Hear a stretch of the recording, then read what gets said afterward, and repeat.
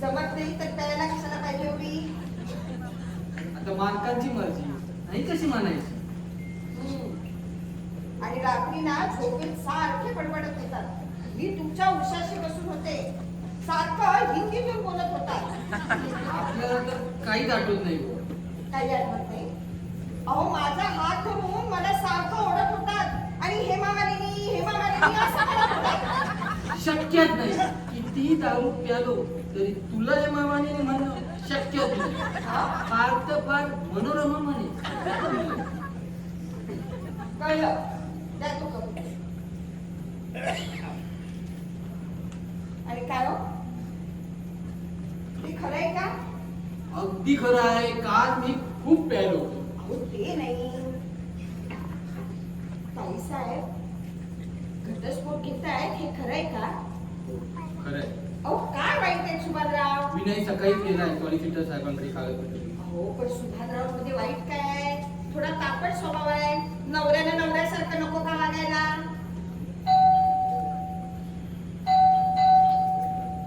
जात लवकर, इथे लोकांसमोर शोभा नको. उठा, आज जाऊन आराम करा. चला आणि हा कप घेऊन जा. सावकाश, इकडे नाही इकडे.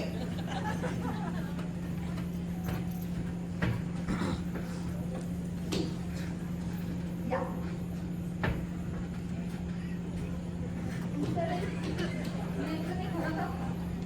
ताई साहेबांच्या घटस्फोटाबद्दल ना? हो. पण मी म्हणते घटस्फोट घ्यायलाच कशाला पाहिजे हो? अहो नवरा बायको भांडण झालं म्हणून काय घटस्फोट घ्यायचा? फॉरेनला तर नवरा घोरतो म्हणून बायकाने घटस्फोट घेतलेला आहे. हो, मग मी आधीच घ्यायला हवा होता. अहो आमचे हे रात्रवचे खूप घोरतात.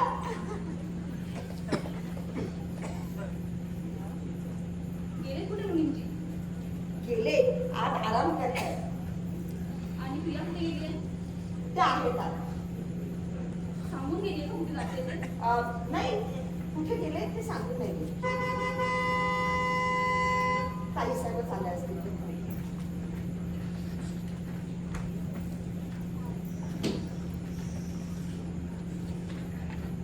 बरं झालं मनीषा तू आली. नाहीतर मी येणारच होते तुझ्याकडे. का? आजच मी अर्ज केला डायव्हर्स. अगं पण त्यासाठी 3 वर्ष सेपरेशन घ्यावं लागतं. माहिती आहे मला. त्याचा मार्ग शोधलाय. आजच मी हे घर सोडून चालले. पण जाणार कुठे तू? लेडीज हॉस्टेलमध्ये मी एक कॉट बुक केला. पण तर ही राहायची सोय झाली. दुसरी सोय देखील केली आहे. मला नोकरी लागली रिसेप्शनिस्ट म्हणून. तिथूनच इंटरव्ह्यू देऊन आले. मॅनेजर कोण आहे का कंपनीचा? आहे कोणीतरी पंजाबी लाल म्हणून. पुरुष आहेत ना? म्हणजे काय म्हणायचं तुला? नवऱ्याची गुलामगिरी नको म्हणून घर सोडून निघाली. पण घरच्या पुरुषाची गुलामगिरी सोडून बाहेरच्या पुरुषाची गुलामगिरी करायलाच ना? काय?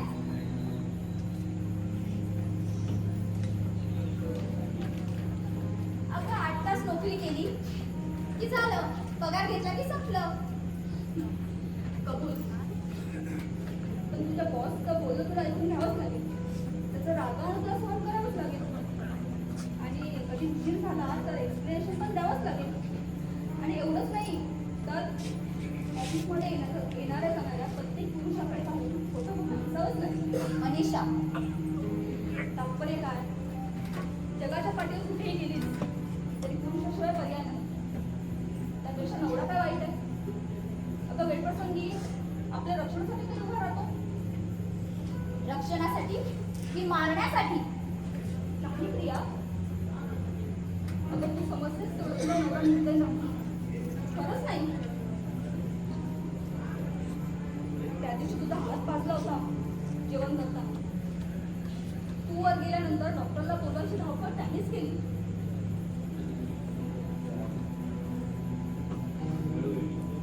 वेळोवेळी कमरेचा पट्टा काढून मारायला उठणाऱ्या माणसाचा माझ्यावर जीव, ते शक्यच नाही. अगं हा सगळं बरोबर समजून सांगितलं. पण तुझा नवरा आतून अगदी हळवा होईल. तुला ठाऊक नाही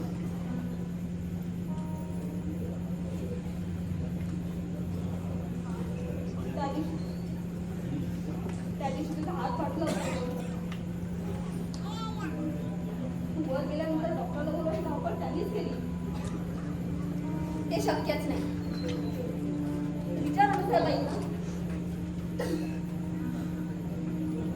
रात्री मी तुला पाहायला आले होते. तू गाढ झोपली होतीस. डॉक्टरने झोपीचं इंजेक्शन दिलं. खाली आले पाहायला. सुभाषराव एकटेच बसले होते उदास. मला पाहिल्यानंतर त्यांनी तुझ्या हक्काची चौकशी केली. माझ्या तुला गाढ झोपता वगैरे करताच त्यांनी समाधानाचा विश्वास सोडला. खोटं आहे. मला बरं वाटावं म्हणून बोलतेस. आपल्या मैत्री शपथ खरं. ते म्हणाले की मी फार कठोरपणे वागलो तुझ्याशी. मी तिला समजून घेण्याचा प्रयत्नच केला नाही. आणि ते खोटं आहे तुला. हे सगळं बोलत असताना त्यांच्या डोळ्यात पाणी जाणवलं. अगं तुझी सहानुभूती मिळवण्यासाठी केलेलं नाटक होतं ते. माणसाला सगळं बोलत दिसला. मी जायला निघाले त्या दिवशी तर ते मला सोडायला आले होते गावाकडे आणि म्हणाले मी तुमच्या मैत्रिणीच्या आयुष्यातून निघून जाण्याचा निर्णय घेतला. माझं सहज लक्ष गेलं त्यांच्या हाताकडे. त्यांच्या डाव्या हाताला बँडेज बांधलं. मी चौकशी केली काय झालं म्हणून, पण त्यांनी ते सांगायचं टाळलं. बाहेर माणूस भेटला. त्याच्याकडून कळलं आपल्या बायकोच्या वेदना जाणून घेण्यासाठी त्यांनी आपला हात गॅसवर धरला होता. काय प्रिया, आपल्या बायकोच्या वेदना जाणून घेण्यासाठी स्वतःचा हात जाऊन घेणारा नवरा जर मला भेटला असता ना तर 7 जन्म मी त्याच्या पायाशी गुलाम म्हणून धन्यता मानली असती.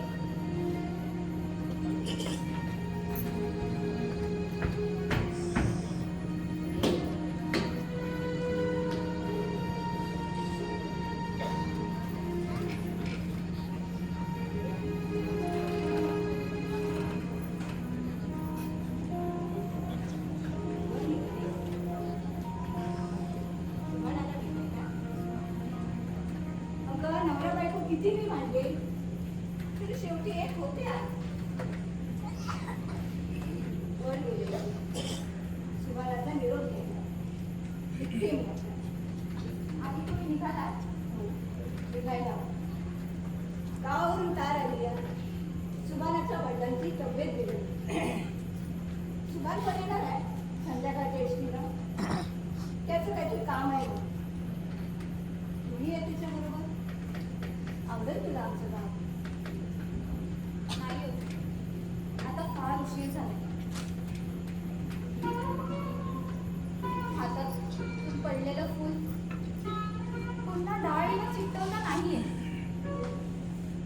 मुलाने तरी तसा हट्ट का करावा आणि डहाळीने तरी त्या तुटून पडलेल्या फुलाची अपेक्षा का बाळगावी. बोलली काही कळलं नाही बघ मला. तुम्हाला नाही म्हणा. या मनाच्या कप्प्यात एक बाहुली दडून बसली. निपुण निग्रही निपुण तिच्याशीच बोलले. खरंच बेटी तुमच्या मुलापासून मी वेगळं व्हायचा निर्णय घेतला. अजून तेच तू खरं तेच बोलतो. दोन भिन्न भिन्न स्वभावाची माणसं एकत्र राहू शकत नाही. कुणी सांगितलं तुला हे? अगं कृष्णा पहिल्याचा संगम पाहिलास तू? 2 वेगवेगळ्या मातीतून निघालेल्या नद्या त्यांचा संगम झालाच की नाही? अगं संगमावर गेलं तर ओळखता येत नाही कृष्णेचं पाणी कुठलं आणि कोयनेचं कुठलं. असा वेगळेपणा करू नकोस.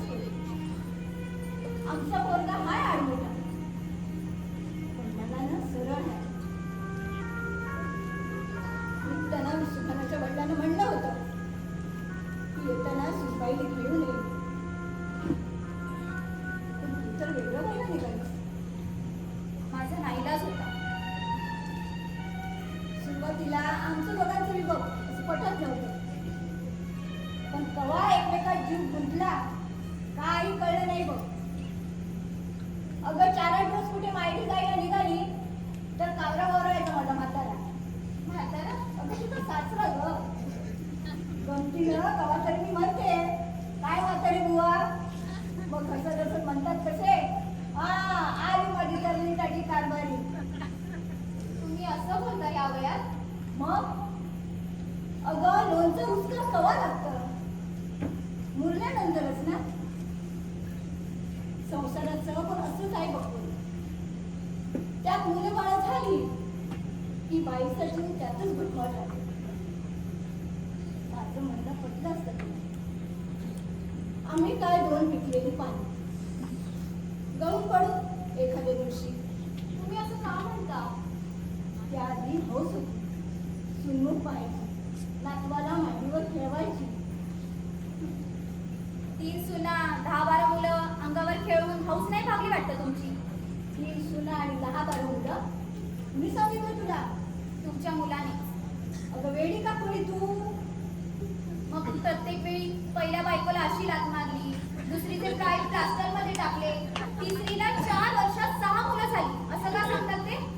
अगं उलटाचा थापाडा येतो. तुला घाबरण्यासाठी बोलला असेल. हेच त्याचं पहिलं लगीन आणि अशी त्याची करू. बऱ्याच गोष्टी याआधी कळायला हव्या होत्या, पण त्या आज कळल्या. हातातला बाण सुटल्यावर. माझं ऐक शिल्लक, अजूनही विचार कर.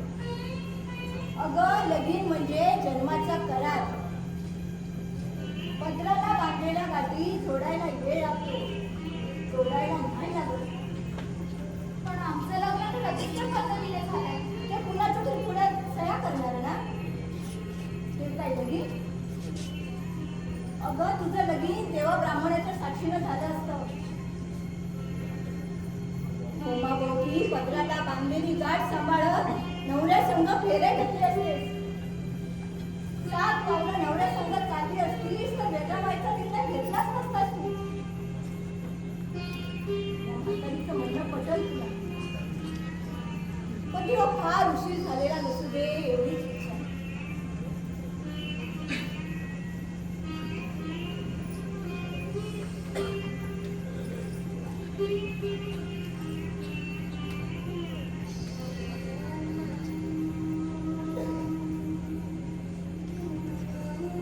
हे कोल्हापूरच्या अंबाबाईच्या पायावर वाहून आणलेला कुंकू आहे.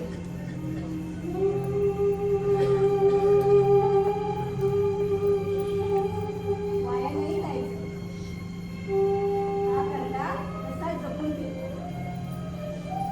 सुखी राहो. येते मी.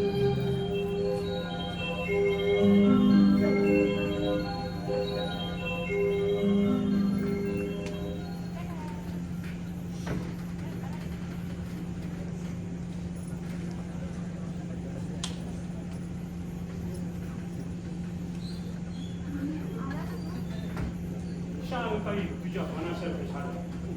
तुझे ऍफिडेव्हिट मी गौरव साहेबांना देऊन आलो. आजच ते कोर्टात सादर करतील आणि तुला त्यांनी तिथं यायचं बजावलंय.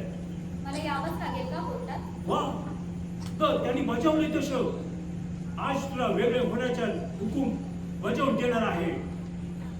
तू आज मुक्त होशील. 3 वर्ष मी तुझ्यासाठी थांबेन. पण मला हे लग्नच करायचं नाही. अगं मूर्ख आहेस तू. अगं तू लग्न नाही केलंस तर ही प्रॉपर्टी तुझी राहणार नाही. लग्न झाल्यावर एका पालतू कुत्र्याप्रमाणे राहीन मी तुझ्या सोबत. एक कुत्रा सुद्धा वेळप्रसंगी आपल्या मालकाचं रक्षण करेल. असला लाचार नवरा कोणती स्त्री पत्करी. अरे त्या दिवशी तो प्रसंग आला तेव्हा तू दारू पिऊन पडला होतास. तू काय माझं रक्षण करणार? पुन्हा असं होणार नाही. एक चान्स देऊन तर बघ. प्लीज ही चर्चा बंद करशील का? मी आजच हे घर सोडून चालले. अगं तू जाणार आहेस कुठे? लेडीज हॉस्टेलमध्ये कॉट बुक केलाय मी आणि मला नोकरीही लागली. त्यामुळे मला आता एस्टेटीची गरज नाही. मला वाटतं तुझ्या मनात काहीतरी भरवलं असणार त्या केलं त्या थेरडीने. जरा अगदीनं बोल. किती झालं तरी काही काळ असे ना माझ्या सासूबाई होत्या त्या. तू तू बोलतेस हे? अगं तुला छान होती काय? काही नाही. डोळ्यावरील एक एक पडदा दूर होऊ लागला. त्या दिवशी तो माझ्या अंगावर पट्टा घेऊन आला. तू दारू पिऊन पडला होतास. त्यावेळी सासूबाई माझ्या पाठीशी उभ्या राहिल्या. वर घेऊन गेला. एखाद्या आईला आपल्या मुलीला न्यावत असे. स्वयंपाक करताना माझा हात उजवात पोळला होता. अरे चिवताही येत नव्हतं. त्यांनी भरवलं मला. हे विसरायचं? अरे नसेल पटत आमचं आणि त्यांचं. पण वरून खडबडीत दिसणारी ही माणसंच खरी माणसं. माणसाचं काळीज घेऊन जन्माला आले. विनय, केव्हा निघायचं आपल्याला? अहो त्याच्या षटकूक जावं लागेल तिचे. मग थांबलाच काय? टॅक्सी बुक कर. तोपर्यंत मी तयार होते.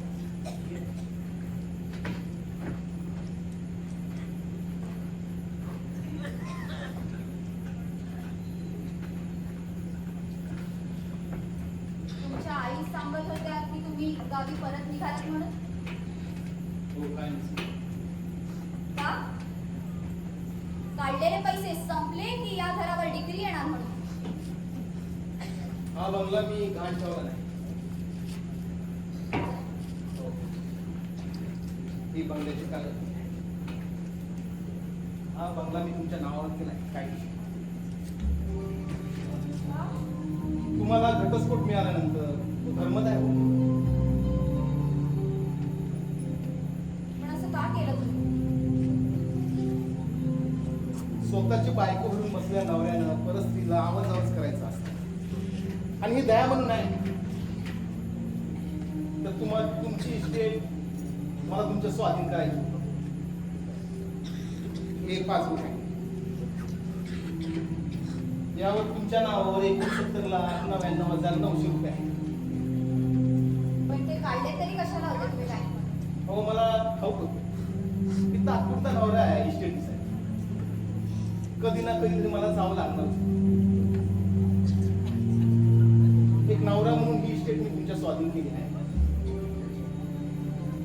तुमच्या वडिलांची इस्टेट मी विश्वस्त म्हणून आहे. आज तुमच्या मी स्वाधीन करतो.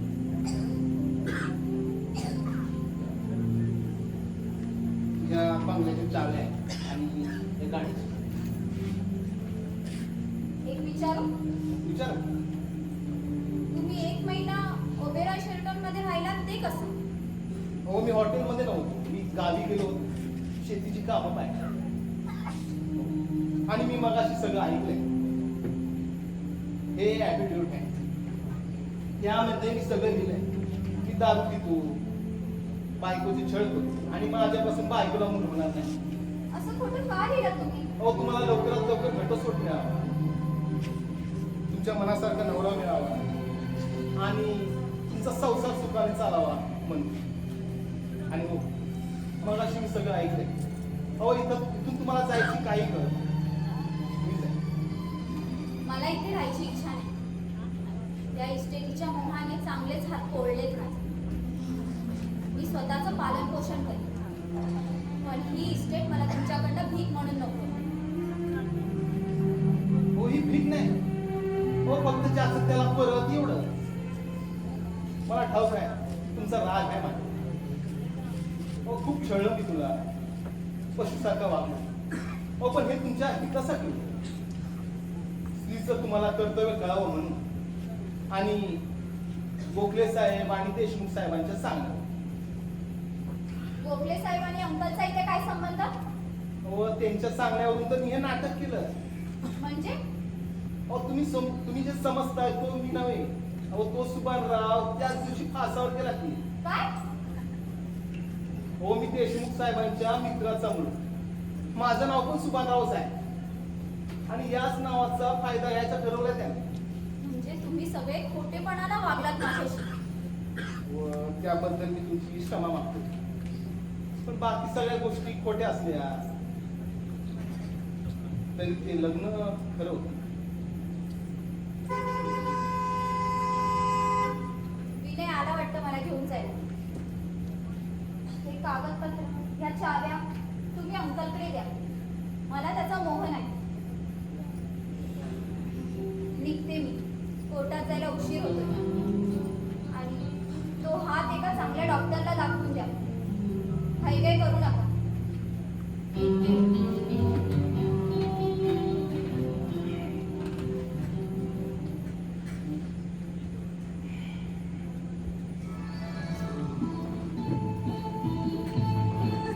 अरे ये मुर्दाडा! एक परंतु सौदाच्या बायकोला घेऊन जायला आला आणि तू असा शेळपटासारखा इडी ओढत बसलास होय? आता का नाही रे शेपटी घातलीस? चायला! आता का नाही तो कमरेचा पट्टा काढलास आणि हाणलास माझ्या कमरेत आणि म्हणलास घराबाहेर पाऊल तर टाकून बघ. कसं तगडा तोडून फ्रासमध्ये टाकतो पहिल्या कारभारीसारखं. अगं पण आता गप्पा आला घुसघुसल्या. ही भाषा तू केव्हा शिकलीस? त्याची भाषा कारभारीला नका यायला. कोण? मी? हे बी मीच सांगायचं. हे कुकू नाही पाहिलंस? तुझ्या आईनं दिला हाय. कोल्हापूरच्या अंबाबाईच्या पायावर वाहिलेलं आहे ते. असं वाया नाही जायचं. अगं मला कुठे निघाली? आता ते मीच सांगायचं या पुरुषाला. बोल तुझ्या. आता येतोस तर हा नाही येत. महिला वर्ष आहे. बाईची मर्जी मोडून कसं चालेल? आता मला माझी बायको मिळाली आहे. आता आम्हाला एकट्याला सोडा की जावं की घर की